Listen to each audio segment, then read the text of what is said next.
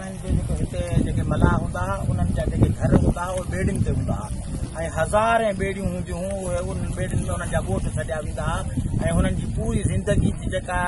रिहाइश हुई शादियूं गमियूं हुननि जा जियापा उन्हनि जा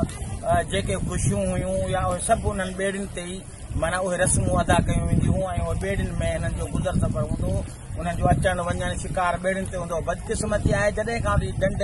जो इहो हशर थियो आहे त उन्हनि जूं उहे ॿेड़ियूं ख़तमु थी वयूं उनजो काठ एॾो महांगो थी वियो जो उहा ॿेड़ी हींअर 10-15-20 लखनि खां घटि नथी ठही सघे। लिहाज़ा अॼु ही जेके सुकी ते बंधन ते हिननि अचे पंहिंजा झूपा अॾिया आहिनि इहा मजबूरी मां हिननि जा न त ही एॾा त